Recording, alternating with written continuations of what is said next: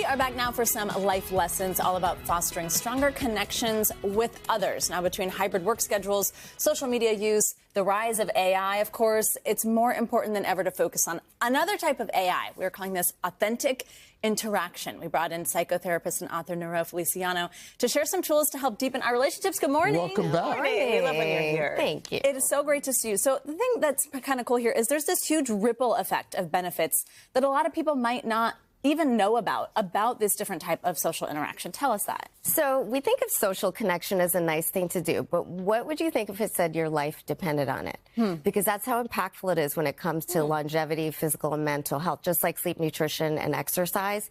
There's a growing body of research that talks about the reduction in chronic diseases such as dementia, heart disease, stroke, big ones, when we're socially connected. So it's really important that we give it the weight that it deserves in our life. Less stress and trying times as well. Yes, absolutely. And, you know, let's talk about that. Think about a stressful time in your life. Who showed up for you?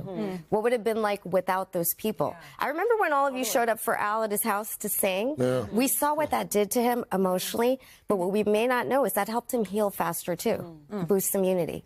What difference do you notice, Niro, between men and women when it comes to, like, openness and vulnerability? I would imagine there are some differences. I'm going to generalize, but you're the male. You tell me, what are there differences?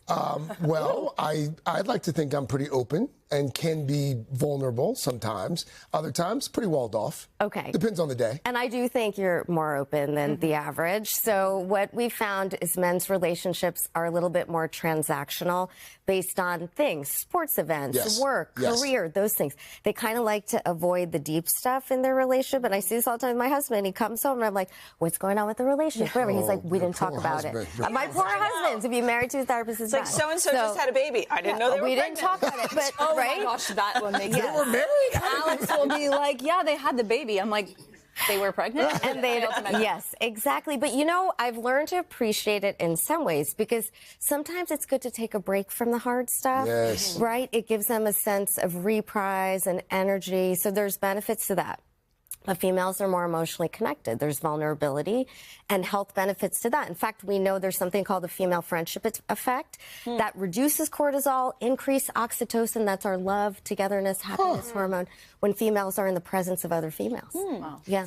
So how do we strengthen the relationships that we have, whether it's friends or partners, coworkers? How do we strengthen those relationships? Well, let's talk about two very practical things. And one is language. You may have heard it's not what you say, but how you say it, which is not entirely true because I can look at my partner and be like, you're such a jerk. And it's still not nice, right? So you have to be careful. The way you said that, it's like you've said it before. It's not the first time you've just felt familiar.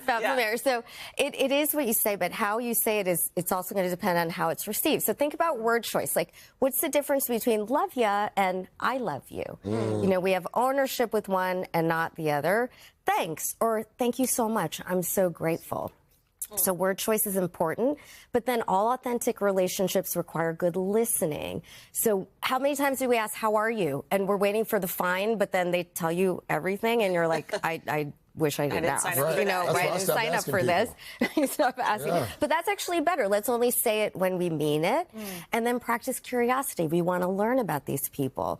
And humility goes along with curiosity. And the definition of humility I love is not thinking less of yourself, but thinking of yourself less. When you walk into a room, don't worry about being the most interesting person in the room. Try and be the most interested. And all of those things will lead to more authentic connection. If you're trying to kind of start out, maybe you haven't made that many connections, you don't have that many people in your life, it seems kind of intimidating. What would you recommend to start? So vulnerability is at the heart of authentic connection. And if we want to get vulnerability, we have to give it. I've also often told clients when they're going through really hard stuff, pick two people that you trust to share this with. And what you find is when you share something that emotional and deep, someone else will open up and all of a sudden you have connection and support. So that vulnerability is important. And then also, you know, you got to show up as yourself, not your curated, I'm so successful, I'm so good self on social media, but yourself, because otherwise, how will you know if they're your people? Yep. Right. How will you know that they'll accept you for you? I have a bunch of girlfriends who will roll up at my house like they just got out of bed. And you know what? Sorry, guys, but no one cares. Yeah. We're not trying to impress each other. We love each other. We accept each Love other. the company. Yes, and if you want to find your people, got to let go of the people that you're pretending with to make room for the ones who can be there for you.